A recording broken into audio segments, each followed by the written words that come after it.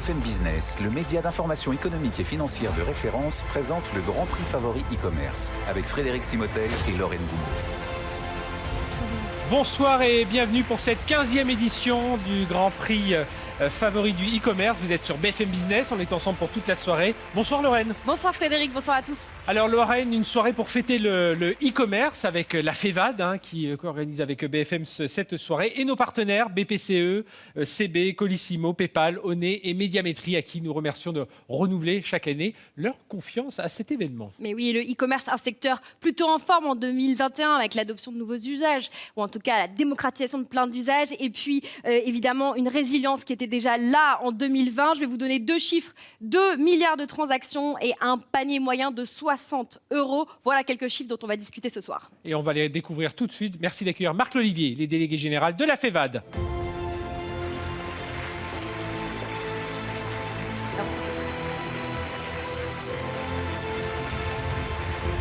Bonsoir Marc. Bonsoir Marc. Bienvenue. Bonsoir Frédéric.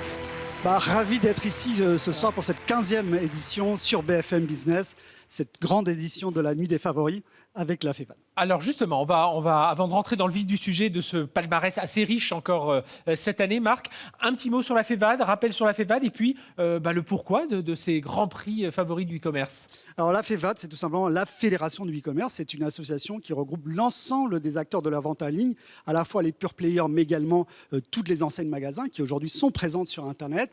Et on travaille ensemble pour promouvoir un e-commerce à la fois plus performant, mais aussi plus solidaire, plus responsable, un e-commerce au service des Français.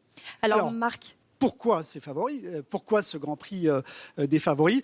Tout simplement parce qu'on est convaincu que ce dynamisme du e-commerce, on le doit en grande partie à cette capacité des acteurs à s'améliorer, à se réinventer, à se mesurer entre eux pour essayer d'améliorer en permanence la qualité de l'offre, le parcours client et renforcer la qualité de service. Et nous, notre rôle à la FEVAD, c'est d'accompagner ce mouvement, d'encourager les entreprises dans l'excellence. Et ces favoris sont un moyen de diffuser et promouvoir les meilleures pratiques à l'ensemble du marché, de permettre à celui-ci d'accélérer sa croissance. Et pour démarrer cette émission, mettre les pieds tout de suite dans le plat, dans le concret, Marc, aidez-nous à prendre le pouls de ce e-commerce en 2021. Oui, parce que la FEVAD, c'est aussi un observatoire du marché du e-commerce. Et après une année 2020 tout à fait hors norme, avec une explosion de la vente des produits, malheureusement un recul des services, 2021, année de la consolidation, on est resté sur un niveau très élevé pour les produits et heureusement une reprise des services. Au total, ça nous donne 129 milliards d'euros dépensés par les Français cette année. C'est 15% de plus que l'an dernier, avec deux caps importants qui ont été franchis. 2 milliards de commandes sur l'année et 200 000 sites marchands. C'est 40 000 de plus qu'il y a 2 ans. Et puis un panier moyen qui reste à 60 €, mais des dépenses qui augmentent puisqu'on passe à 3 000 € par cyberacheteur. 2021, c'est aussi des nouvelles tendances. C'est l'explosion du marché de la seconde main. On en parlera pendant ces favoris. Mais c'est aussi la location, c'est aussi le live streaming et puis aussi le quick commerce. Toutes ces tendances, on va en reparler. Et puis on se projette aussi sur 2022. C'est aussi ça la FEVAD, d'essayer d'anticiper ce qui va se produire. Nous, on pense que malgré une situation économique incertaine, le marché va continuer à se développer et cela pour 3 raisons. D'abord, les habitudes d'achat prises pendant la crise vont perdurer. Deuxièmement, les entreprises ont énormément investi dans le digital et cet investissement va porter la croissance. Et troisièmement, on a une des meilleures French Tech, une des meilleurs environnements écosystèmes de la tech. Et cette alliance entre les startups et les grands groupes de retail est un accélérateur de croissance. Voilà les 3 raisons pour lesquelles on pense que cette dynamique sectorielle va se poursuivre en 2022. Alors ce secteur, on le retrouve ce soir, on va l'incarner et on va lui décerner des prix. Alors donnez-nous une idée de ce mode d'emploi qui a été utilisé pour décerner les prix. Oui Lorraine, ce soir on va découvrir le meilleur du e-commerce, à la fois les meilleures pratiques et les meilleurs sites. Et ça se passe en 2 temps. D'un côté, le prix du jury, décerné par les experts, et de l'autre, le prix des internautes. Le prix des internautes, c'est vous, c'est moi, c'est ceux qui nous suivent, qui ont désigné leur meilleur site, leur site favori, leur site préféré. Et Marc, on va démarrer justement par le prix du jury. Alors, qu'est-ce qu'il faut dire en 2 mots sur ce prix du jury? Alors, le jury, c'est composé des meilleurs experts du moment. On va voir leur nom qui s'affiche à l'écran. C'est des dirigeants, c'est des chefs d'entreprise, c'est des journalistes également. Ils ont tous un point commun, ils ont une parfaite maîtrise du e-commerce, ils connaissent toutes les dernières tendances et ils ont une mission très simple, celle de décerner 3 prix. Premièrement, le prix de l'innovation. Deuxièmement, le prix éco-responsable. Et bien sûr, le prix du meilleur espoir qui récompense les pépites du e-commerce. Et comme dans tout jury, il faut un président. Et cette année, et pour faire un grand jury, il faut un grand président. Et cette année, effectivement, on a une personnalité du e-commerce. Il est à la tête d'un des fleurons du e-commerce français. Il dirige une de nos plus belles licornes. Et il a une histoire avec ses favoris, puisque en 2015, il a été récompensé comme meilleur espoir par le jury. L'an dernier, il a remporté le prix dans sa catégorie. Cette année, il a accepté de revenir, cette fois en tant que président. C'est Philippe de Chanville, le DG de Mano Mano. voilà, on peut l'applaudir.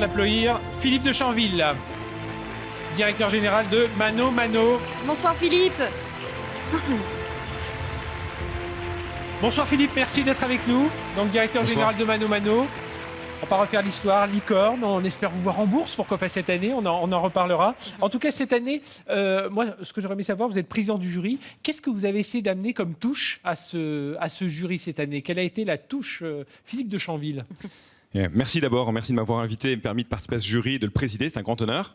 Avec Christian, le cofondateur de Mano Mano, nous avons à cœur cette année de mettre au cœur du jury la dimension humaine du e-commerce. On parle souvent de sa dimension stratégique qui est évidemment essentielle pour le territoire parce qu'il faut des e-commerçants en France pour générer des emplois qui seront la compétitivité de la France de demain. Il faut des e-commerçants en France qui puissent mettre à l'honneur, mettre en avant évidemment les artisans, des PME françaises qui ont besoin de distributeurs français. Mais au fond, toutes ces entreprises-là, elles ont comme actif principal les hommes et les femmes qui animent ces sites avec leur créativité et qui permettent de vendre ces produits. Parce qu'il ne faut pas se leurrer, les lignes de code qui sont faites, vous le savez bien, la minute où elles sont mises en place, elles sont périmées. Il faut les refaire. Et donc, ce sont ces hommes et ces femmes qui créent la richesse du e-commerce, qui la font vivre. Et je vais vous donner juste un exemple. Le e-commerce, on parle beaucoup d'emplois technologiques, et c'est vrai, et ça a fait évoluer le monde de l'emploi en France. Récemment, par exemple, on se rend compte que maintenant, il n'y a plus de disparité salariale entre, d'un côté, des développeurs ou des informaticiens dans les régions et des développeurs et des informaticiens, par exemple, en région parisienne. Ce sont les mêmes salaires, les mêmes tarifs. C'est aussi l'occasion, et c'est une dernière chose, mais j'y tiens beaucoup parce que allez-y. Ça montre vraiment la dimension humaine, si vous voulez, du e-commerce. Le e-commerce, c'est avant tout des métiers qui sont basés sur des compétences techniques qui effacent un peu les biais ou les préjugés que l'on peut avoir des origines sociales ou du savoir-faire social, que l'on voit plus, se perçoit plus dans la mise en relation physique. Et donc, par conséquent, il y a énormément d'écoles qui permettent d'intégrer cette fragilité humaine au sein du e-commerce. Et ça donne des parcours exceptionnels. Eh bien, on va en découvrir ce soir. Merci Philippe, merci Marc de nous accueillir déjà, puisqu'on est partenaire avec la FEVAD. Et Philippe, on vous retrouvera tout à l'heure. On a beaucoup de choses à vous poser encore comme questions. Voilà, et on va passer à notre premier prix, le prix Innovation.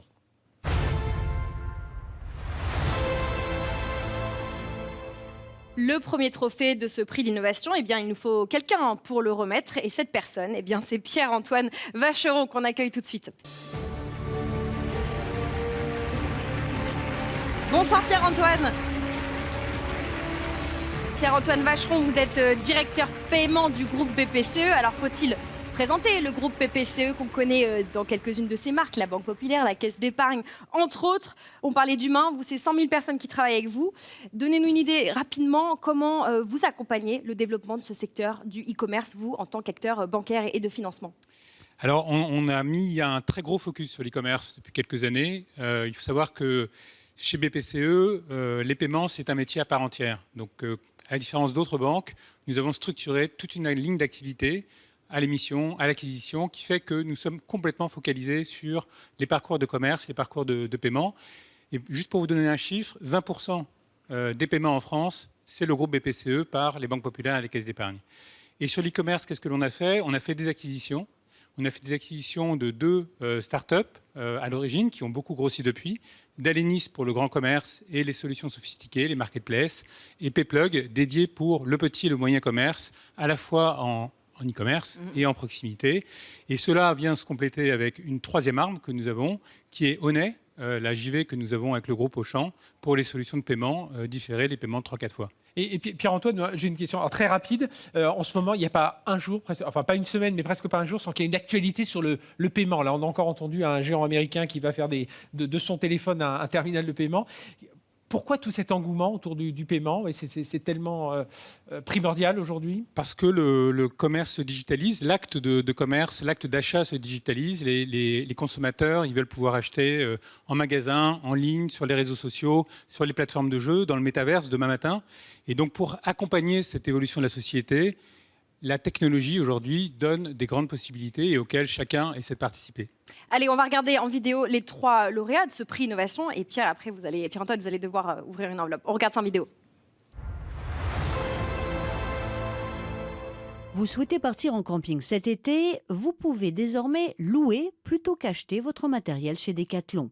Pour élaborer cette nouvelle offre, l'enseigne s'est associée à Leasy, une plateforme qui aide les entreprises à se lancer dans la location.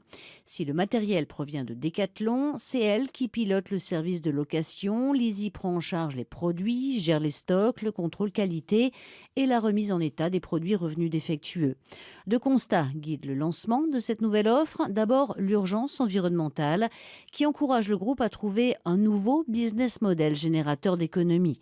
Ensuite, le fait qu'un propriétaire de tente n'utilise son matériel que 5 à 10 jours par an. Lancée en mai 2021 dans les magasins français, l'initiative a permis la livraison de 2500 commandes en 5 mois. Dailypop, c'est un nouveau venu dans le commerce alimentaire en ligne. Partenaire de Carrefour, l'enseigne prend en charge les commandes reçues via carrefour.fr et les met à disposition des clients dans son propre réseau de drive piéton robotisé.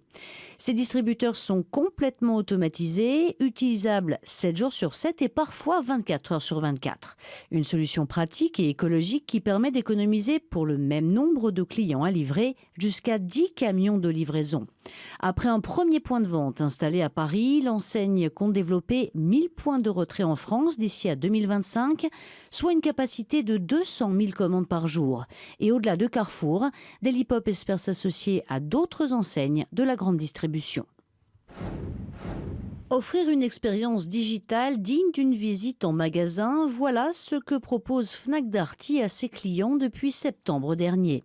Tous les clients du groupe peuvent désormais être conseillés en direct et en visio par un vendeur en magasin. Au gré de sa visite sur le site, le client se voit proposer via une pop-up d'être mis en relation avec un vendeur et s'il l'accepte, il peut alors engager une conversation classique.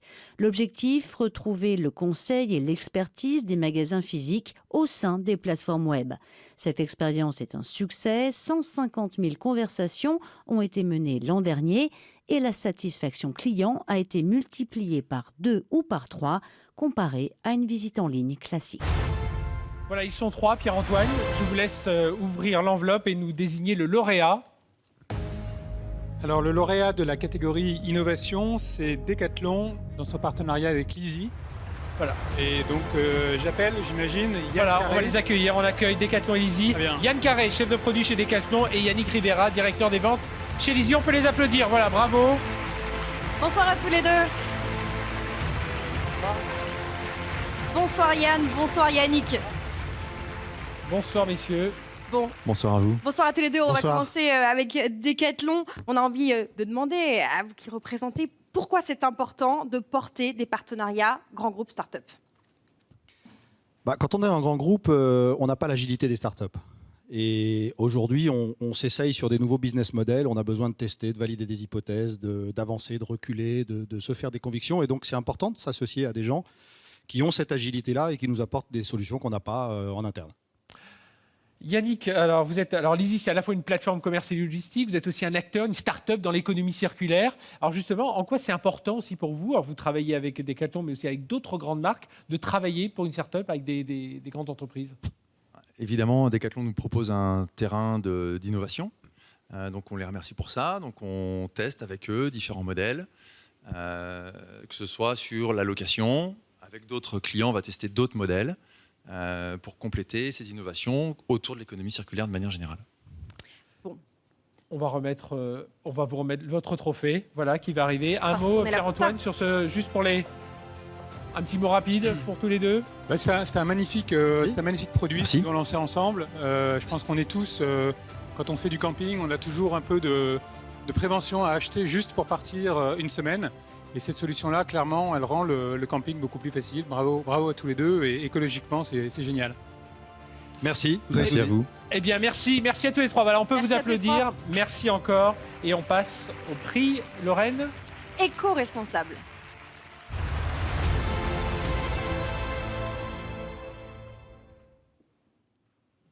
Le prix éco-responsable, pardon, j'étais dans mes pensées. La FEVA des jurys ont choisi de mettre en avant ce thème. Vous savez, l'éco-responsabilité, ça a pu être perçu dans le passé comme une contrainte, mais aujourd'hui, on voit que c'est une vraie opportunité. Et pour remettre ce prix, nous appelons notre partenaire Jean-Yves Gras, directeur général de Colissimo.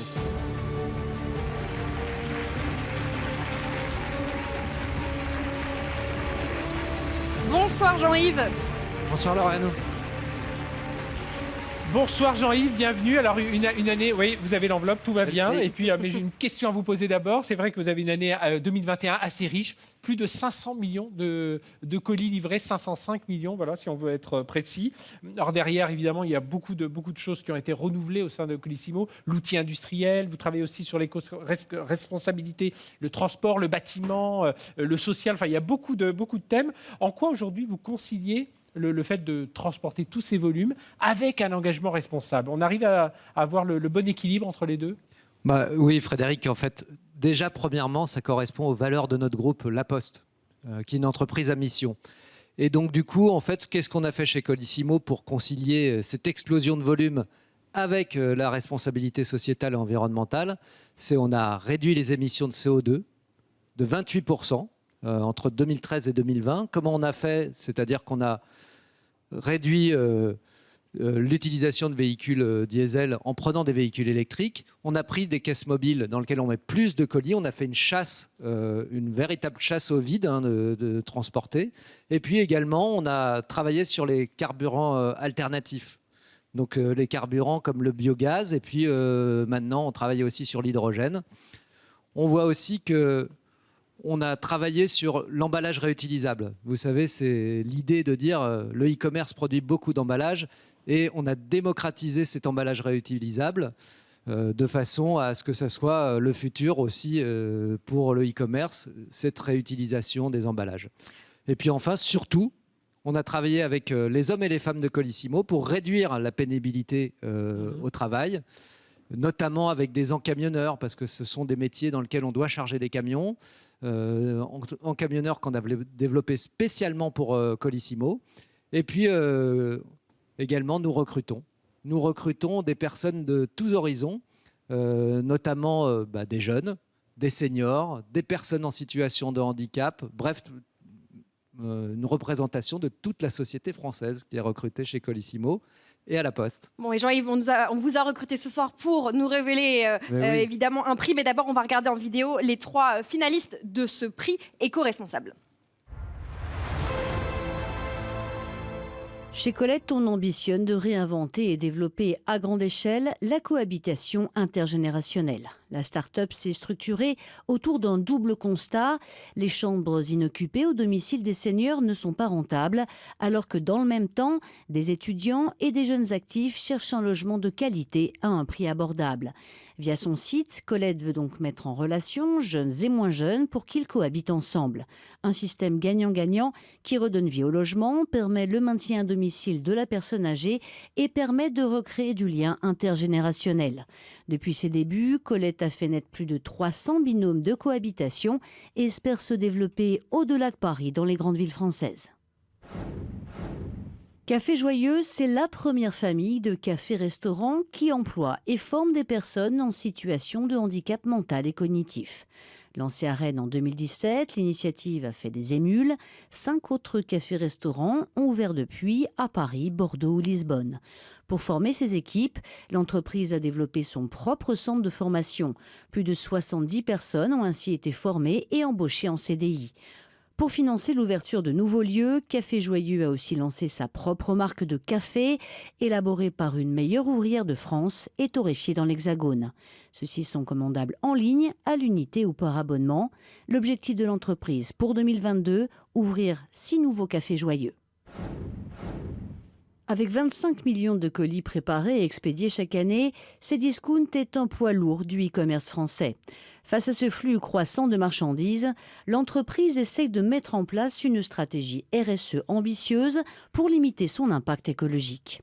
Une des dernières innovations, c'est la création d'un programme sans suremballage qui permet d'éviter l'usage d'un carton d'expédition. Lors d'une commande, si le produit est éligible, la case sans suremballage est automatiquement cochée. C'est le consommateur final qui fait le choix ou non de la désactiver. Depuis sa mise en place, 98% des clients ont conservé cette option. Cela représente sur une année 500 000 emballages économisés, soit 150 tonnes de carton. Voilà, on a entendu. Maintenant, c'est à vous, Jean-Yves, de nous dire qui est le gagnant. Alors, je vais ouvrir l'enveloppe. Donc, le lauréat de la catégorie éco-responsable est Café Joyeux. Voilà, et nous appelons Yann Bucaille. Yann Bucaille, on peut l'applaudir, fondateur de Café Joyeux. Bonsoir Yann. Bonsoir, merci d'être avec nous, prenez place. Bienvenue Yann Bucaille. Alors voilà, vente en ligne de café pour financer l'ouverture de nouveaux cafés-restaurants et puis surtout vous employez des personnes en situation de handicap, donc une démarche à la fois éco-responsable mais aussi avec une éthique et une forte dimension humaine. Ce sont les valeurs de Café Joyeux.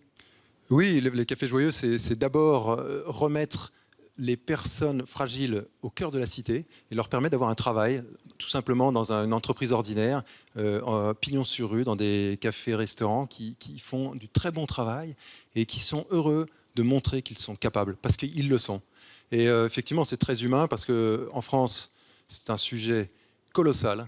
Je pense que la société et le secteur privé doivent se saisir de la question, parce qu'on a plus de 700 000 personnes avec handicap mental en France, et seulement 0,5% travaillent dans une entreprise ordinaire. Et notre mission dans les cafés joyeux, c'est justement de leur permettre d'avoir cette place qu'ils méritent. Et oui, il y a de l'humain, c'est de l'éco-responsabilité à 100% humain. Eh bien, c'était la touche que voulait donner le président du jury, Philippe de Chanville. Il l'a dit tout à l'heure, l'humain. On va vous remettre votre trophée. Bravo, Yann Bucaille. Et peut-être, alors justement, on a une surprise aussi. Mais oui. On a une invitée surprise. On va accueillir Sophie Cluzel, qui est la secrétaire d'État auprès du Premier ministre en charge des personnes handicapées. On accueille Sophie Cluzel.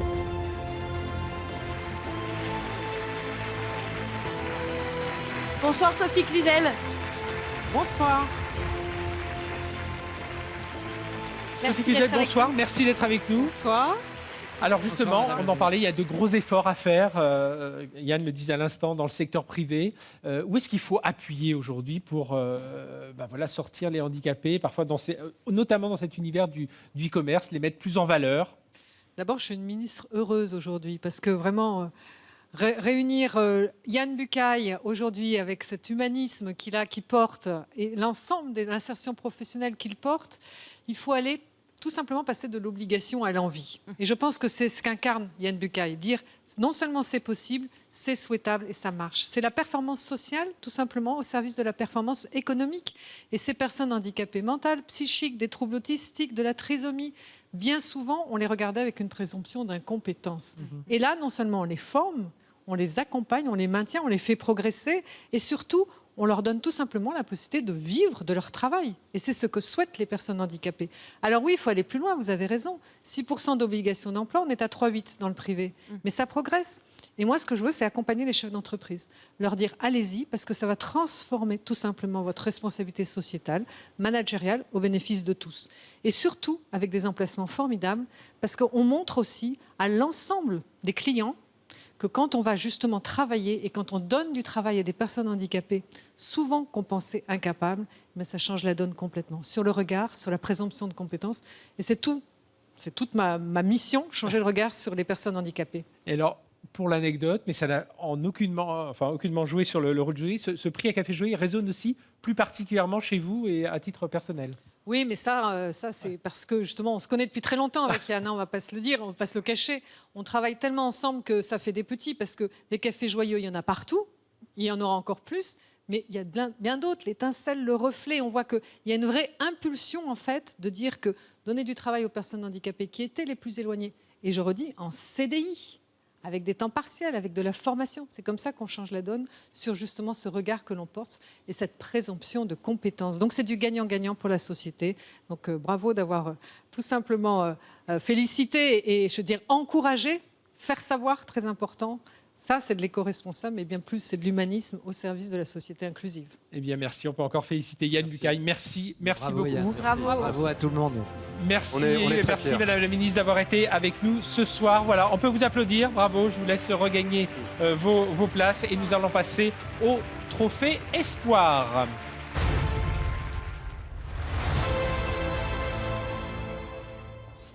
Vous le savez, chaque année, la FEVA détecte des pépites, des talents. L'année dernière et les années précédentes, on a parlé de Back Market, de Mano Mano, de Envie de fraise. Eh bien, aujourd'hui encore, on va essayer de détecter les pépites de l'année à venir. Et on a 3 prix pour cela, bronze, argent, or. Et donc, on vous propose de découvrir en vidéo tout de suite les 3 lauréats. Il était plusieurs fois est un site pour habiller les enfants de la naissance à l'adolescence. Tous les articles proposés sont de seconde main, triés et certifiés par les équipes. L'entreprise veut faire de la seconde main en réflexe, en proposant des produits de qualité à prix réduit et en simplifiant l'acte d'achat pour le parent. Le fonctionnement est simple, une ambassadrice vient récupérer les vêtements que vous souhaitez vendre, il était plusieurs fois, se charge ensuite du reste. Repassage, photo des vêtements, mise en ligne et expédition à l'acheteur. Près de 4000 commandes sont passées en moyenne chaque mois sur le site. Mobitravel, c'est le spécialiste des séjours pour les personnes à mobilité réduite ou en situation de handicap. Cette plateforme de réservation de vacances propose des logements, séjours et activités certifiés et adaptés au handicap de chacun. Le but, sécuriser les vacances des utilisateurs. 30 000 hébergements sont aujourd'hui répertoriés et labellisés selon leur niveau d'accessibilité. Et pour partir en toute sécurité, Mobitravel offre également un service de prestation d'aide médicale et de matériel médical pendant le séjour. Aujourd'hui, 250 commandes sont passées en moyenne chaque mois sur la plateforme. L'objectif à terme, que ce service soit vendu dans les agences de voyage pour toucher le plus grand nombre. Faire du e-commerce un allié et non plus un concurrent du point de vente physique. C'est la proposition de Pharmazone, un site qui référence plus de 10 000 produits non remboursés pour les pharmaciens. Le principe, le consommateur passe commande sur le site en choisissant la pharmacie qui encaissera le produit de la vente. Pharmazone, qui stocke les produits, se charge alors de préparer la commande et de l'expédier directement au client. Ce concept permet à des pharmacies de proximité d'avoir une offre très large sans détenir le stock et aux consommateurs de soutenir le commerce physique.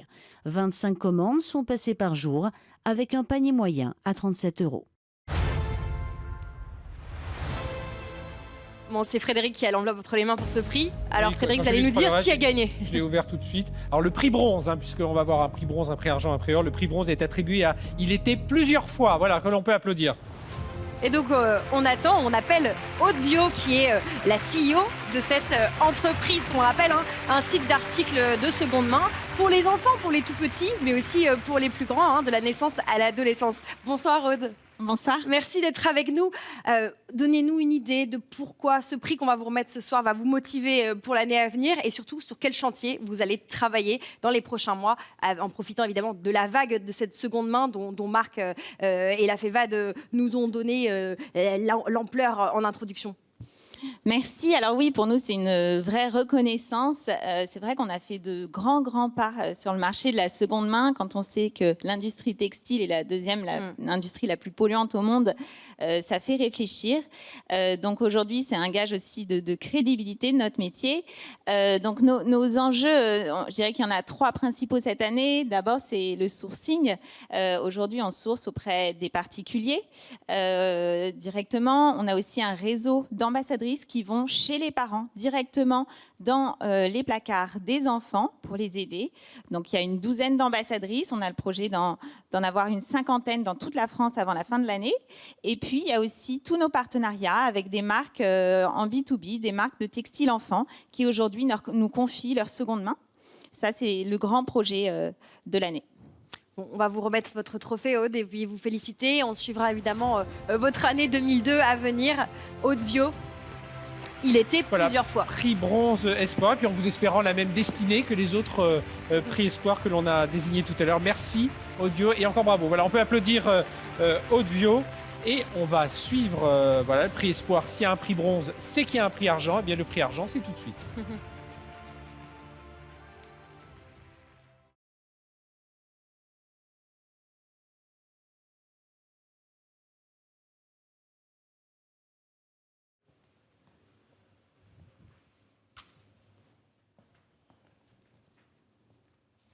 Ok. C'est toi qui vas, Fred? Allez. Allez, on poursuit avec ces trophées. Le trophée Espoir Argent, autrement dit le deuxième de la catégorie. Et pour remettre ce prix Argent Espoir, merci d'accueillir Francis Barrel. Il est directeur général de PayPal en France. Voilà, on peut l'applaudir. Bonsoir Francis. Bonsoir. Venez nous rejoindre. Francis, bonsoir, merci d'être avec nous. Alors, je le disais tout à l'heure, dans l'actualité, il n'y a pas un jour, une semaine qui se passe sans beaucoup d'actualités au niveau du paiement. Qu'est-ce qu'on cherche aujourd'hui quand on est un acteur du paiement? Est-ce qu'on cherche la nouvelle start-up financière qui va vous accompagner? Enfin, comment on cherche l'innovation? Alors justement, c'est le mot-clé, on cherche l'innovation constante. Nous, ça fait 20 ans qu'on existe et ça fait 20 ans qu'on innove pour nos utilisateurs, pour les consommateurs et les marchands, pour faire en sorte qu'on soit toujours en avance dans l'utilisation, dans les services aux clients, pour qu'on puisse proposer ce qu'il y a de plus intéressant. Alors vous avez l'enveloppe avec vous, je vais vous laisser le soin de l'ouvrir pour nous désigner dans la catégorie Espoir, le prix Argent, c'est-à-dire le deuxième, élu par le jury. Et le lauréat de la catégorie Espoir, prix Argent, est Mobitravel. Voilà, Mobitravel, voilà, on peut l'applaudir et on accueille Lucas Gebhardt, PDG et fondateur de Mobitravel. Bonsoir Lucas. Bonsoir. Bon alors Lucas, on va présenter Mobitravel, spécialiste des séjours pour les personnes à mobilité réduite ou en situation de handicap. Avec vous, on est dans le secteur du tourisme et des loisirs. Et avec Frédéric, on veut savoir votre secret pour marcher aussi bien cette année, malgré le contexte de pandémie et puis de ralentissement économique. Alors, c'est simple, c'est qu'on est les seuls à faire ce travail. On est les seuls à se soucier des voyages des personnes à mobilité réduite et surtout de leur offrir la possibilité de partir aussi simplement que s'ils étaient valides et sans payer plus cher. Donc, c'est vraiment ce qui fait notre différence et c'est ce qui fait qu'on a autant de succès et qu'on a un taux de retour de nos clients qui est de 70%. Donc, on est très contents. Bon, on va vous remettre évidemment ce trophée pour ce prix Argent et vous remercier tous les deux pour votre présence. Et puis... Voilà, vous souhaitez la réussite des prix Espoir. Vous vouliez dire un petit mot, Didier, rapidement, sur de félicitations. Bravo pour ce prix. Nous sommes vraiment heureux de pouvoir avoir pu vous remettre ce prix, parce que vos valeurs d'inclusion, de pouvoir proposer aux handicapés, à personnes de mobilité réduite, rejoignent nos valeurs aussi. Donc on est vraiment très fiers d'être là avec vous ce soir. Merci à tous les deux. Merci à tous les deux. On vous laisse regagner vos fauteuils. On peut encore vous applaudir. Lorraine, la suite. Sans transition, on va passer au prix Or. Et puis pour cela, on va accueillir Philippe Lolani, le directeur général de CB. Bonsoir Philippe. Bonsoir. Bonsoir Philippe. On va encore être obligé de donner des chiffres qui donnent le tournis. 73 millions de cartes bleues en circulation, malgré le bancaire. De cartes bancaires en circulation, et puis malgré l'essor du paiement sur mobile, et puis aussi surtout 6,3 millions de paiements CB sans contact. Ça, ce sont quelques chiffres qui illustrent ce que vous faites. Décidément, je suis très mauvaise sur les chiffres. Pardon, 6,3 milliards de paiements CB sans contact. Alors, un de vos enjeux, ça va être la lutte contre la fraude. Ça va être aussi, évidemment, la meilleure utilisation de la data. Est-ce que vous avez des perspectives ou plutôt une intuition sur ce qui va être l'année à venir pour vous et dans l'ensemble du secteur? L'intuition, on peut toujours se tromper, mais disons que les paiements et cartes bancaires et tous ses adhérents ont passé 2 années très actives, très résilientes dans la sécurité des opérations et une croissance, on l'a vu, tant pour le e-commerce de 15% que pour le commerce en général de carte bancaire est aujourd'hui à plus de 13%, avec une explosion du sans contact qui, du geste de paiement, est devenu un geste barrière pendant la crise. Le sans contact, on a développé 6 milliards de transactions annuelles qui sont additionnées pour faire 13 milliards de transactions annuelles de cartes bancaires.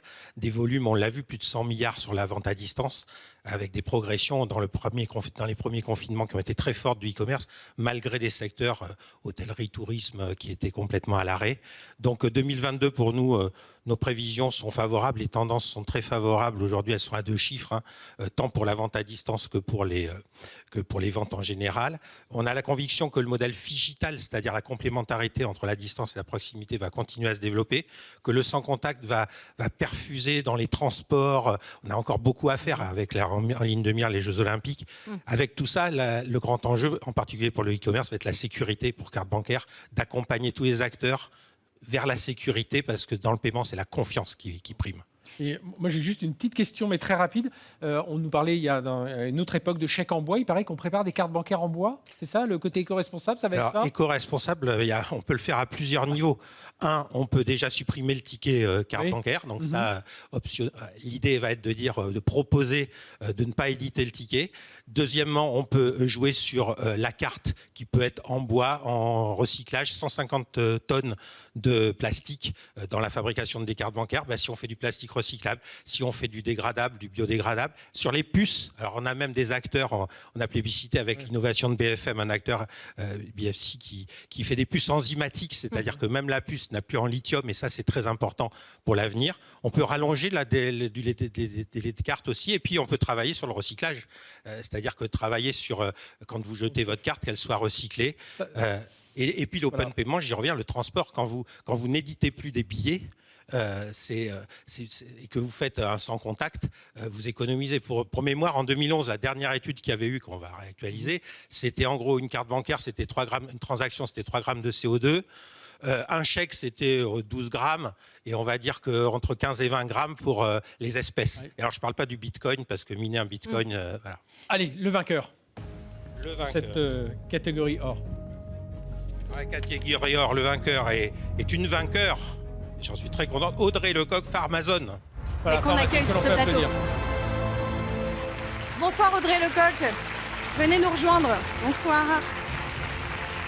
Bonsoir Audrey. Vous représentez un acteur dans la e-pharmacie avec nous ce soir.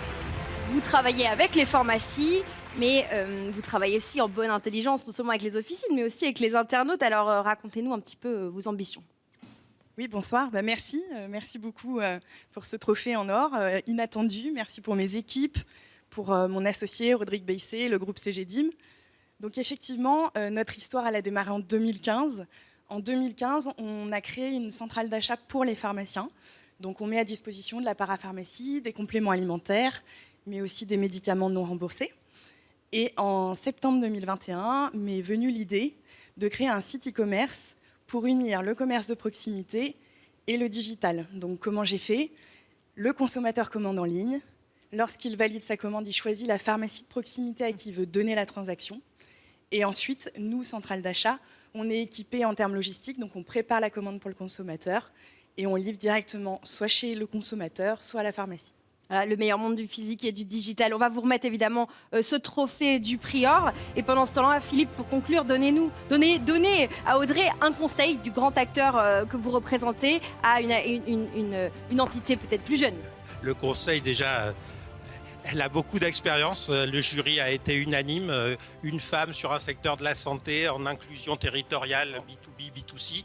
Et le conseil, c'est d'y aller pas à pas, de profiter de ce prix et de l'écosystème, y compris de tous les acteurs du e-commerce, mais aussi de CB, des commerçants, des banquiers, de se faire connaître, mais aussi continuer dans cet esprit qui a été ton esprit, Audrey, de création d'un modèle, je répète, step by step, et à chaque coup relutif et inclusif, et avec les humains au centre, puisque les pharmaciens de proximité ont été dans ta démarche. Merci à tous les deux. Voilà, on peut les applaudir encore pour ce prix. Allez, on poursuit cette cérémonie du Grand Prix favori du e-commerce.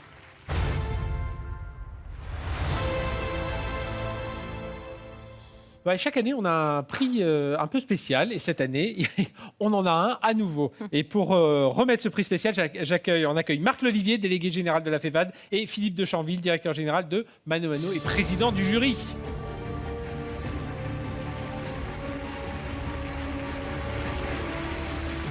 Rebonsoir à tous les deux. Rebonsoir Lorraine, rebonsoir Frédéric. Alors Marc, ce prix spécial l'année dernière, le jury l'avait attribué aux bougies de Charroux. C'était pour récompenser, pour récompenser tous les artisans, tous les petits commerçants qui s'étaient digitalisés, et ça se poursuit, il y a encore beaucoup de travail, mais il montrait la voie. Et puis cette année, c'est un autre pan du e-commerce dans la chaîne de valeur que vous avez voulu récompenser. Oui, tout à fait. On salue les bougies de Charroux d'ailleurs qui sont développées encore cette année, encore davantage. Et c'est très bien comme ça, comme tous les artisans, les PME aujourd'hui qui utilisent le digital pour se développer. Alors cette année, la FEVAD et le jury ont voulu récompenser des hommes et des femmes qui jouent un rôle essentiel pour le secteur du e-commerce. Des hommes et des femmes qui, tous les jours, parcourent nos rues, nos villes, nos villages, nos campagnes, en vélo, en voiture, à pied, pour livrer les millions de Français qui commandent sur Internet. Ils sont facteurs, ils sont postiers, ils sont chauffeurs-livreurs. Ils participent à la réussite du e-commerce. Ce sont aussi les artisans du succès du e-commerce. Et déjà, en temps ordinaire, ils font un travail remarquable. Mais c'est vrai que depuis 2 ans, ils ont été en première ligne. Ils ont été des rouages essentiels pour permettre aux Français de commander en ligne en toute sécurité et aux entreprises de fonctionner, de maintenir une activité alors que tout ou presque était fermé. C'est la raison pour laquelle, avec Philippe, on a souhaité rendre hommage cette année, avec ce prix spécial, à tous les chauffeurs-livreurs. Philippe, la dimension humaine, elle va encore se retrouver dans ce prix spécial. Oui, évidemment, parce que ces chauffeurs, ces livreurs, ces hommes et ces femmes sont le visage humain du e-commerce. Parce que derrière le mot e-commerce, il y a des centaines de milliers d'hommes et de femmes qui travaillent et qui ne sont jamais devant. Mais les personnes que l'on voit et que l'on peut identifier au e-commerce aujourd'hui, ce sont ces héros du quotidien. On l'a bien vu dans les années 2020, il y a 2 ans, lors du confinement. C'était les seules personnes avec qui on pouvait parler. Et on est ravis de les voir. Ils font un travail exceptionnel et ils continuent cette chaîne d'exigence et de valeur qui est portée par tous les hommes et les femmes du e-commerce. Eh bien, ce prix spécial, on le découvre. Ah oui. Justement, pour remettre ce prix spécial, il y a un chauffeur-livreur qui a été repéré par les internautes. Il faut le rappeler. Il faut le rappeler. Il a eu l'idée de partager sur les réseaux sociaux, avec beaucoup d'humour, son quotidien, ses galères, les imprévus qui ponctuent ses tournées. Voilà, c'est un vrai chauffeur-livreur. C'est un vrai chauffeur. Frédéric, il est suivi par 250 000 internautes et il totalise 3 millions de likes. Je vous propose de le découvrir en images. Regardez ce qu'il a mis sur le colis. Il a marqué quoi en nom, prénom? Chez moi. Je reviens dans mon camion, j'ouvre mon camion. Regardez ce que je trouve. Voilà, il y a un chat dans mon camion, frère. T'es rentré quand, toi? Regardez ce qu'ils ont marqué dessus. Vu avec le client, mettre dans boîte aux lettres. La boîte aux lettres en question.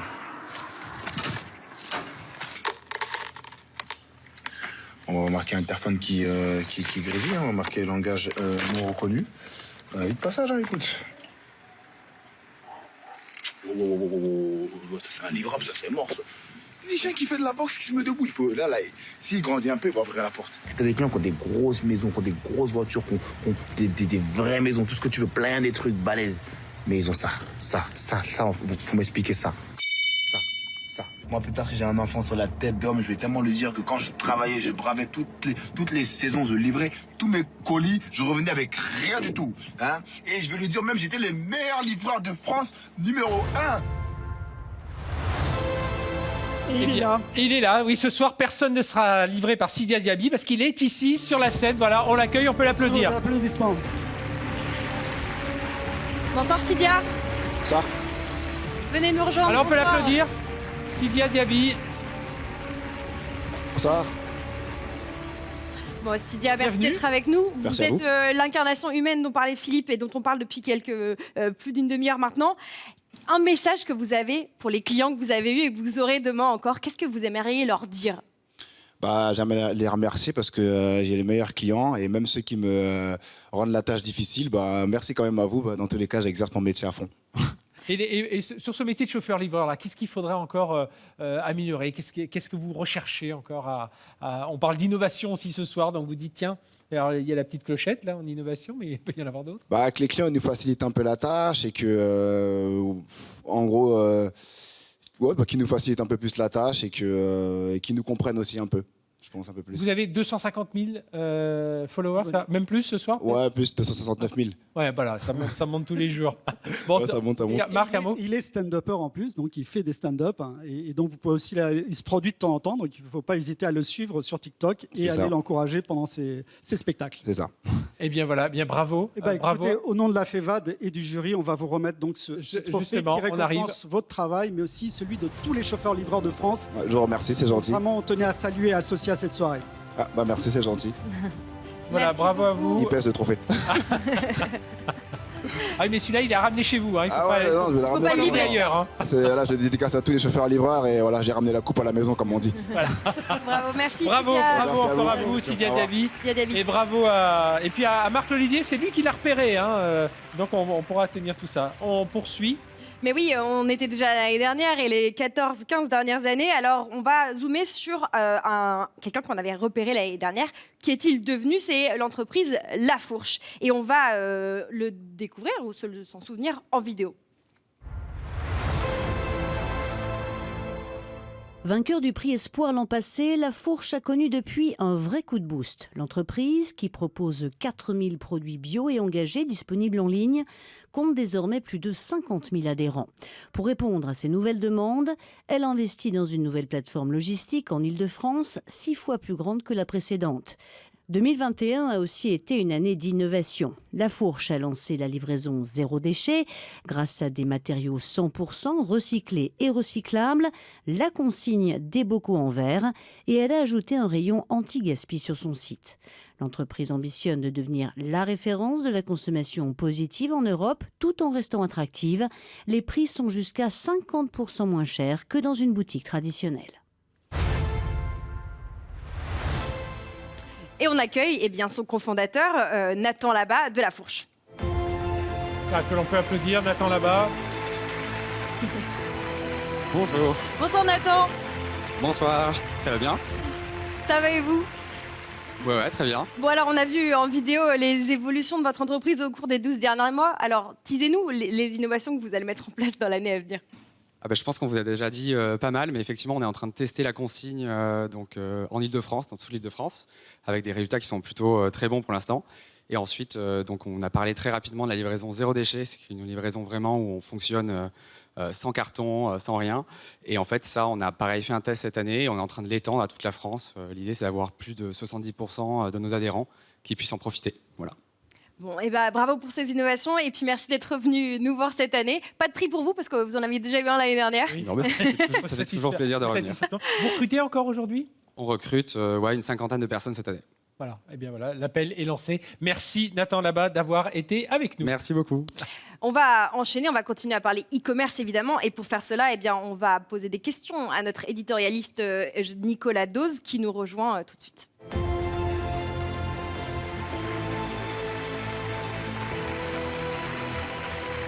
Bonsoir Nicolas. Bonsoir à vous. Salut Nicolas. Bon alors Nicolas, on va parler encore du e-commerce et vous nous dites. On parle du e-commerce ce soir. Vous nous dites souvent à la rédaction de BFM Business que ce qui est important de retenir de 2021 et du e-commerce, c'est que c'est une année de consolidation. Oui, en fait, c'est de la consolidation. C'est misérable la progression 2021, 1%. Mais 2020 a été une année exceptionnelle. En fait, la comparaison elle est intéressante avec 2019. 2019, on fait plus 30%. Il y a un autre chiffre que je garde, c'est le commerce de détail représente 14% du e-commerce. C'est peu. Objectivement, c'est peu. Mais ça veut dire que c'était 10% en 2019. Et là encore, la comparaison est impressionnante. 129 milliards d'euros de chiffre d'affaires sur un an. Là, ça commence à être du lourd. Alors, on fait des comparaisons avec 2019. Non, comparons il y a 10 ans. Il y a 10 ans, on n'est pas à 129, on est à 40 milliards d'euros.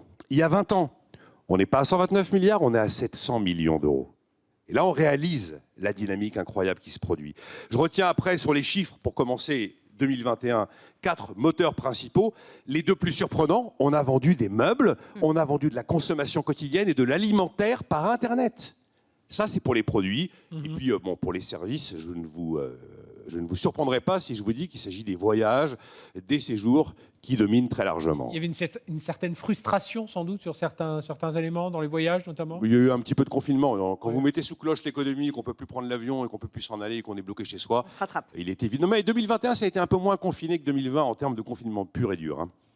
Bon, une question sur peut-être la concurrence qu'il peut y avoir entre le commerce de proximité et le e-commerce. D'abord, je vous dis un mot quand même des tendances 2021. Oui. Il y a eu des tendances très fortes. La tendance de fond, c'est une progression indiscutable du e-commerce, mais il est minoritaire. Il y a 14% des ventes de détail qui sont sur Internet. Il y en a 86% qui sont dans les magasins. C'est une vraie tendance de fond. La tendance majeure, c'est qu'on achète des biens. Avant, on achetait des services. Avant, le e-commerce, c'était pour les vacances. Et bien maintenant, c'est pour la vie de tous les jours. L'autre tendance confirmée, c'est que les changements de comportement provoqués par Covid, ils sont installés et ils vont continuer. Tous ceux qui ont changé de vie, changé de monde, vous disent qu'ils vont continuer dans cette direction-là. Il y a une tendance assez inattendue, c'est l'effet télétravail. Il est palpable dans le e-commerce. Pourquoi on achète des meubles ? Parce que le logement a besoin d'être amélioré. Pourquoi est-ce qu'on achète son quotidien et son alimentation ? C'est parce qu'on vit chez soi. Et ça, c'est une tendance lourde aussi. Il y a une tendance montante, c'est le Made in France. La moitié est prêt à renoncer si ce n'est pas du Made in France. Oui. Ils sont à peu près autant à se dire qu'ils vont renoncer si ce n'est pas du Made in Union européenne. Donc on a eu cette petite tendance un peu vertueuse dans ces achats. Et puis deux tendances montantes que vous avez évoquées déjà à plusieurs reprises. C'est le fait qu'on achète d'occasion. La moitié achète d'occasion. 67 € en moyenne par cyberacheteur. C'est de la vente d'occasion. C'est ce qu'ils gagnent en vendant d'occasion. Et puis aussi la location. Alors c'est naissant. C'est une question naissante, mais ça représente 20% quand même des cyberacheteurs qui louent sur Internet. On a eu un prix ce soir avec Decathlon et Lizzie qui louent justement les matériels de camping. Question aussi entre ce lien entre le commerce physique, entre le web. Est-ce que un jour, enfin, est-ce que c'est l'année où on ne va parler que commerce? Elle est éternelle, la question, depuis qu'on parle de e-commerce. Alors, je me suis reposé sur les travaux menés par Emmanuel Mackay, les députés Les Républicains de la Somme, et Sandra Marceau, députée LREM de Charente. Ils ont fait un travail colossal. Ça a duré 7 mois. Il y a eu 42 auditions. Ils arrivent à la conclusion que rien ne permet aujourd'hui de dire que le commerce physique est condamné par le e-commerce. À l'inverse, ils arrivent à la conclusion que c'est une question de vie ou de mort pour la grande distribution. Après, il ne faut pas se leurrer. La concurrence est là, la pression est forte. Quand on fait du e-commerce, il faut du temps, il faut de l'argent, il faut du recrutement, de la complexité. Il y en a plein qui renoncent à s'engager. Et puis quand on est engagé dans le e-commerce, eh bien, il va falloir de la logistique, du merchandising, du sourcing, vous en avez parlé ici, du marketing. C'est du lourd. C'est du lourd. Et effectivement, les entreprises qui prennent du retard seront pénalisées. Mais rien ne permet de dire aujourd'hui que le web va tuer le physique.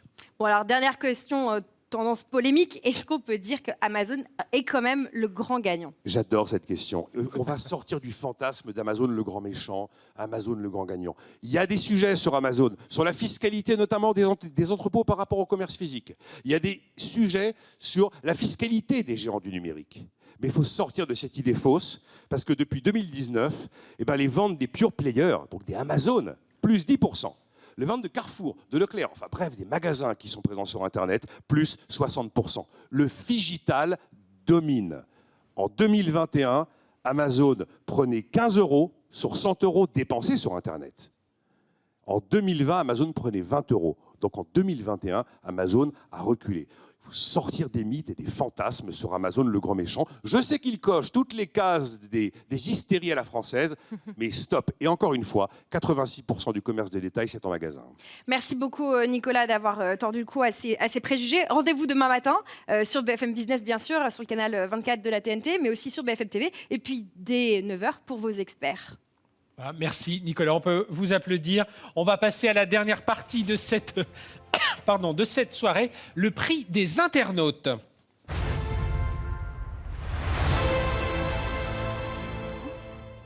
Alors le prix des internautes, on en a deux. Il y en a un, c'est le prix B2B. Donc c'est les internautes qui ont voté. Il faut rappeler en quelques mots. Médiamétrie, qui est notre partenaire pour cette soirée, a interrogé un échantillon de près de 1700 entreprises, des collectivités locales, des industries, des PME. Enfin voilà, tout ce qui compose de notre tissu économique. Et il leur a demandé, lorsqu'ils sont allés acheter pour des besoins d'entreprise, des besoins B2B, lorsqu'ils sont allés sur des sites de e-commerce, lesquels ils ont le plus apprécié. Alors, il y a différents critères. Oui, je vous en donne quelques-uns. Choix des produits, rapport qualité-prix, fonctionnement du site web, ça c'est important, et puis service client, et puis la politique RSE qui devient un critère très très important.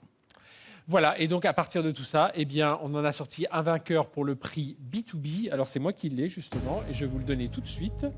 Le vainqueur, c'est Maxi Bureau, et on accueille Marc Vacheux. On accueille. Voilà. Bon. Bonsoir Marc, merci d'être avec nous. Marc Vacheux, bonjour. Bonsoir, merci d'être avec nous. Donc Maxi Bureau, alors élu meilleur site B2B par les internautes. Là, c'est pas un jury, c'est pas des notes, ce sont vraiment les internautes qui sont, enfin les entreprises qui sont venues voter. Alors j'imagine, c'est une certaine fierté. Qu'est-ce qui selon vous sont les valeurs de Maxi Bureau et qui, plaisent aux entreprises qui viennent acheter sur votre site? Oui, c'est la constance de notre service et notre qualité de la relation client qu'on a réussi à établir avec tous nos clients au cours de ces 20 années, qui est l'aventure de Maxi Bureau. Je suis très heureux, je suis très honoré. Ça fait vraiment plaisir. C'est une médaille d'or pour une équipe en or qui mérite amplement ce prix. Eh bien, j'espère que vous fêterez ça avec eux. Juste un mot, on parle beaucoup d'éco-responsabilité ce soir. Est-ce que quels sont les critères lorsqu'on parle d'éco-responsabilité au patron de Maxi Bureau? Il répond quoi? Eh bien, pour nous, c'est d'abord permettre à nos clients de choisir des produits qui rentrent dans ces critères de responsabilité et d'éco-responsabilité. Après, le futur grand challenge, et ça concerne toute l'industrie du e-commerce, c'est la livraison avec des moyens décarbonés. Et puis on va un trophée pour vous, évidemment. Votre trophée, Marc Vacheux. en vous félicitant à nouveau. Maxi Bureau, donc leader des internautes qui ont voté, toutes ces entreprises sur tous ces critères. Merci. Bravo. Bravo Marc, à bravo à vous. vous et votre équipe. Et on peut vous applaudir, et Lorraine. On va passer, alors il y a le B2B et il y a aussi le prix des internautes B2C.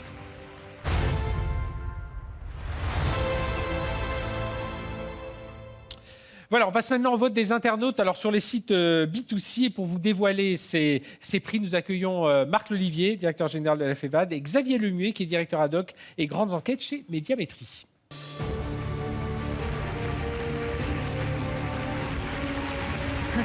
Rebonsoir Marc.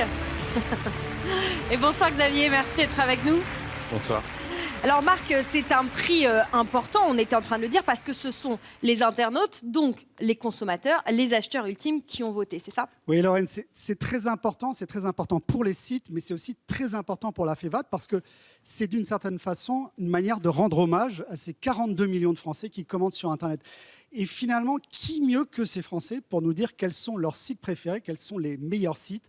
Et donc ces Français, comme chaque année, on est parti à leur rencontre et on leur a demandé d'évaluer les sites sur lesquels ils avaient commandé au cours des 12 derniers mois. Et c'est Xavier Lemuet et son équipe de Médiamétrie qui ont réalisé le sondage qui va nous permettre de connaître les favoris des Français. Justement Xavier, très rapidement, quelle a été la méthodologie pour arriver à ces résultats? Alors, on a réalisé une enquête en ligne auprès de 4000 internautes cyberacheteurs, représentatifs des 42 millions de cyberacheteurs en France. On leur a demandé de noter les sites sur lesquels ils ont fait des achats en 2021. Donc, pour noter un site, il fallait avoir fait au moins un achat au cours des 12 derniers mois sur le site en question. Et on les a interrogés sur 5 critères. Donc, le choix des produits, le rapport qualité-prix, l'ergonomie et le fonctionnement du site ou de l'application, le service après-vente et la politique RSE. Et à partir de ces notes, on a calculé une note moyenne et c'est sur ces notes moyennes que sont basés les palmarès qui vont être dévoilés. Bon, alors Xavier, avant d'aller dedans, quelles sont les 2-3 tendances qu'on voit émerger cette année? Est-ce qu'on revient à une situation, pardonnez-moi, entre guillemets, normale?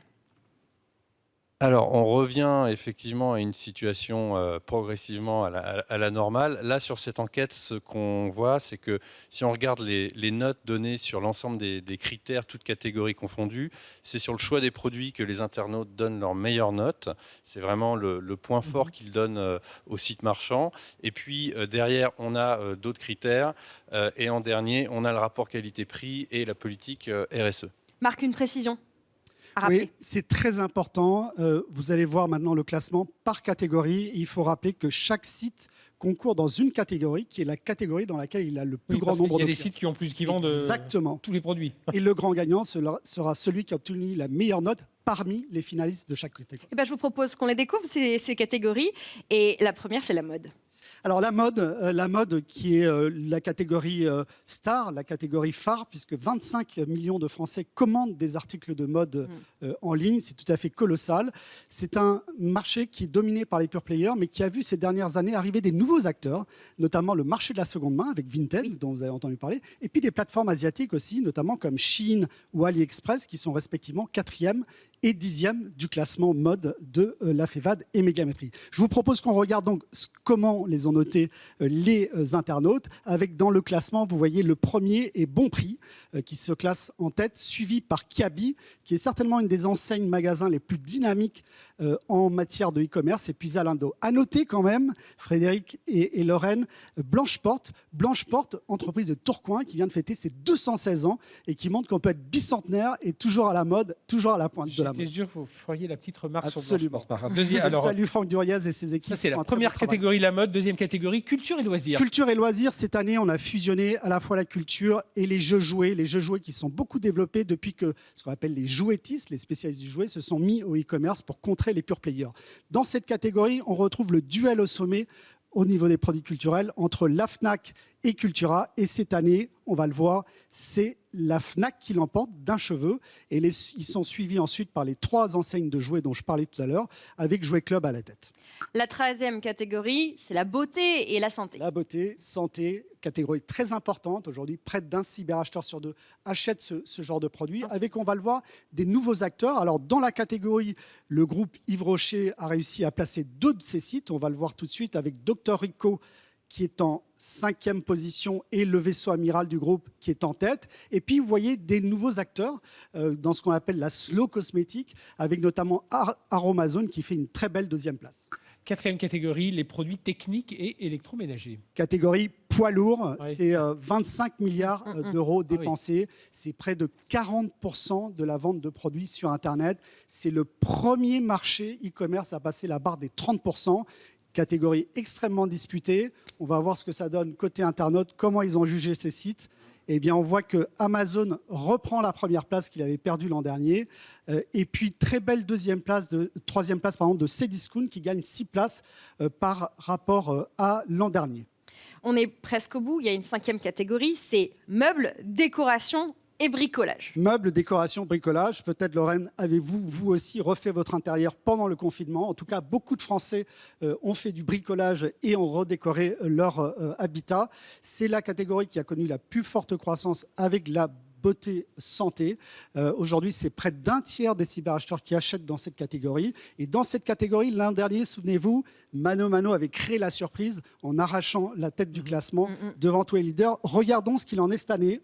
Et on voit effectivement que Mano Mano ne reproduit pas l'exploit, mais il arrive en 2e position et il améliore sa note. Et c'est Ikea qui reprend la tête du classement. À noter Brico Dépôt, 5e l'an dernier, qui aujourd'hui monte dans le podium puisqu'il est 3e. Dernière, 6e catégorie, c'est l'alimentaire. L'alimentaire, la France championne d'Europe de l'alimentaire en ligne. Ça a augmenté encore pendant le confinement, plus 50% de croissance. À la fois le drive, qu'on connaissait bien, et aussi la livraison. Une livraison de plus en plus rapide, notamment avec les quick commerce.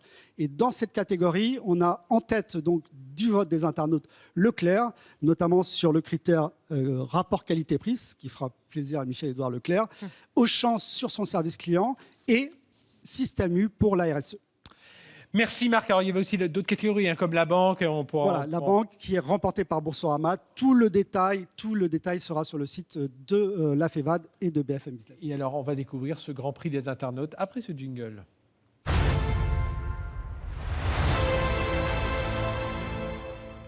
Le Grand Prix des internautes, Marc, on va avoir besoin de vous pour nous présenter Je vais avoir ces besoin 6 de finalistes. l'enveloppe pour voir effectivement quel est le vote final du jury, le verdict final. On a retenu donc les 6 catégories, donc il y a 6 finalistes. On revoit les 6 finalistes qui sont en compétition donc pour le prix du meilleur site de l'année. On les revoit à l'écran s'afficher. Et donc je vais maintenant vous donner le podium en démarrant par la 3e meilleure note de ce classement. Donc la 3e meilleure note de ce classement est attribuée à un site bien connu des internautes qui obtient une note de 15,80. Il retrouve la voie du podium. Il s'agit de Amazon. Voilà, Amazon, médaille Amazon, de bronze. bronze de cette 15e édition.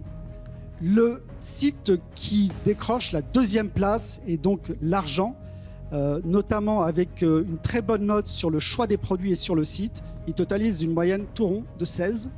C'est un site qui emploie 4000 personnes dans une trentaine de pays. Il habille beaucoup de femmes. Il s'agit de Bon Prix. Et maintenant, voilà, la médaille d'or. Passe à la médaille d'or, au maillot jaune de cette 15e édition du Grand Prix des internautes. Celui qui a obtenu la meilleure note des internautes avec une moyenne de 16,26 qui le place et le propulse en tête de ce classement. C'est un site que tous les Français connaissent bien. C'est le site élu meilleur site de l'année par les internautes. C'est Yves Rocher. Et voilà, et on va découvrir Yves Rocher, notre vainqueur. Vous êtes au cœur du Grand Prix e-Favori. On va découvrir ce vainqueur en images tout de suite. 2014, 2018, 2020 et maintenant 2022, c'est la 4e couronne pour Yves Rocher, choix des internautes et prix du meilleur site e-commerce. Avec une note globale de 16,26 sur 20, l'enseigne se place à nouveau en tête des finalistes et à 1 point au-dessus de la moyenne générale. Cette distinction vient récompenser une marque qui, selon la FEVAD, est aujourd'hui leader des ventes e-commerce dans le secteur de la beauté, santé et produits d'hygiène, devant Amazon et Sephora.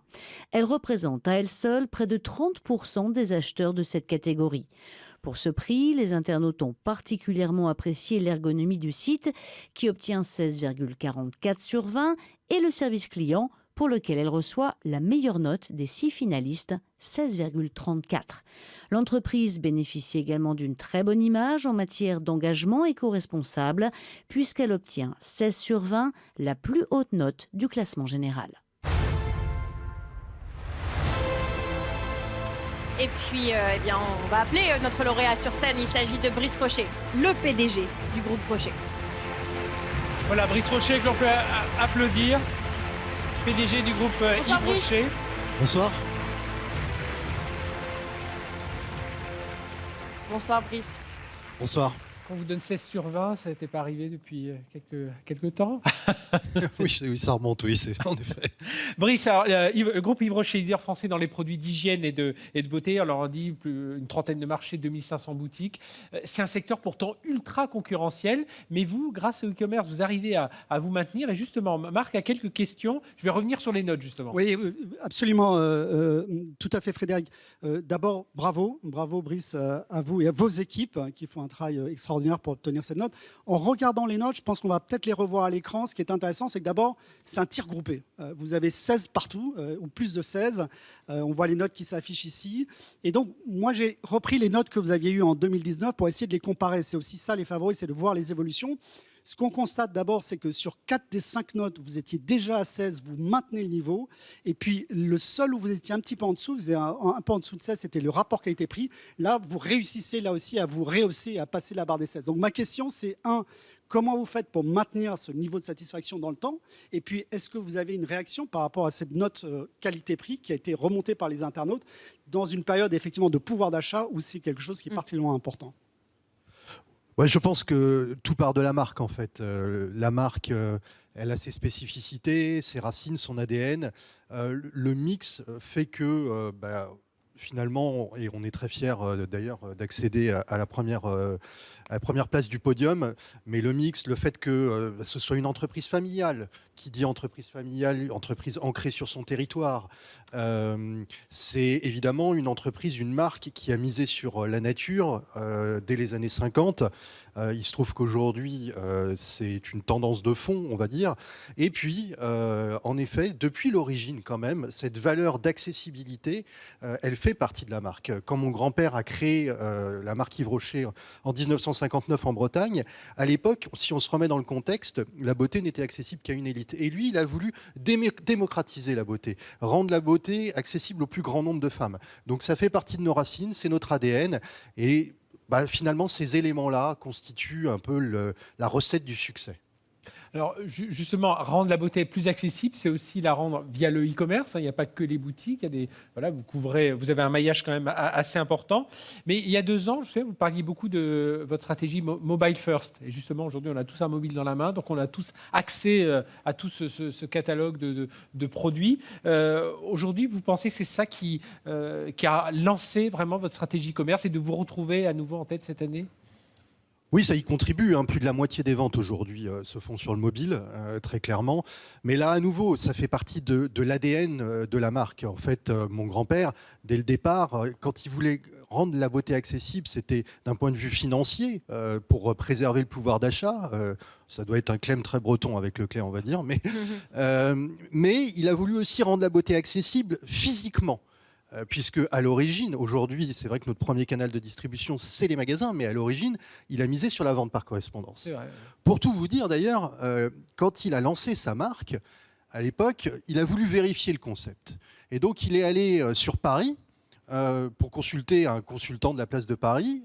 Et puis, il s'est fait challenger sur cette idée de vendre une marque de beauté naturelle par correspondance. On se remet dans le contexte, on est dans les années 50. À l'époque, le consultant lui avait dit, écoutez, surtout, l'argent que vous avez réussi à gagner, gardez-le. Ça ne marchera jamais. Pour 3 raisons principales. La première, vous misez sur la beauté naturelle. La beauté naturelle, à l'époque, dans les années 50, non. Il faut privilégier la science. La nature n'est pas un gage d'efficacité. La deuxième, vous voulez vendre vos produits par correspondance. Des parfums, on doit les sentir, des crèmes, etc., les toucher. Ça ne peut pas marcher par correspondance. Et la troisième, vous voulez donner votre nom à cette marque. Un nom d'homme pour une marque destinée aux femmes. Écoutez, surtout, ne vous engagez pas dans cette voie, vous allez perdre tout votre argent. Lui, il est rentré en Bretagne, dans son petit village de Lagacy, il s'est frotté les mains, il s'est dit « chic, je serai le seul sur ce créneau ». Bon, 60 ans plus tard, c'est plus trop le cas, mais en attendant, il a été visionnaire. Il avance. Bon, Brice Rocher, merci d'avoir partagé avec nous cet historique de la marque que vous incarnez avec nous ce soir. On va vous remettre un prix, parce que quand même, il faut qu'on finisse cette soirée en vous remettant ce prix. Bravo, encore à vous, on peut vous applaudir. Brice Rocher, donc PDG du groupe Yves Rocher. Et bravo d'avoir réussi à perpétrer les valeurs de la marque qui sont effectivement très importantes. Alors ça, c'est pas moi, c'est les équipes, donc un grand bravo aux équipes. Et alors, est-ce qu'un consultant vous a dit le métaverse, ça ne marchera pas? Je ne vais pas consulter, mais pour moi, le métaverse, aujourd'hui, c'est les jeux vidéo. Donc on verra bien dans 10 ans ce que ce sera. Merci. Bravo encore. Brice, voilà, on vous enjoint. Merci. Merci Brice. Votre place. Allez, Merci il faut conclure. encore. Marc, pour conclure cette belle soirée, d'abord merci à vous Frédéric et Lorraine pour cette animation. Évidemment, c'est une très belle soirée, on a vu un palmarès extrêmement riche. Vous avez vu qu'il y a à la fois des pure players, des enseignes magasins. J'invite vraiment tous les sites à venir consulter leurs notes pour voir comment ils ont évolué et également se comparer aux autres. C'est aussi ça la FEVAD, c'est justement accompagner cette amélioration permanente et collective. Et moi, en tant que directeur général de la FEVAD, bien sûr, je me réjouis de voir que la moyenne générale a augmenté puisqu'on a passé la barre des 15. Donc c'est une très bonne nouvelle, d'autant que la RSE est également en forte progression. Donc c'est encourageant pour le e-commerce, c'est encourageant également pour les valeurs que nous défendons dans ce e-commerce. Je voudrais, si vous le permettez, finir en remerciant le président du jury, le jury bien sûr, en saluant Sidou et tous les livreurs de France et de Navarre qui font un formidable travail, en remerciant la ministre qui a bousculé son agenda pour venir ce soir remettre le prix, et puis en espérant que vous ayez passé une très bonne soirée. On vous donne rendez-vous l'année prochaine pour la 16e édition sur BFM Business, bien sûr, des favoris du e-commerce. Voilà, et puis tous nos partenaires qui étaient présents ce soir, BPCE, CB, Colissimo, Paypal, Onet, Médiamétrie.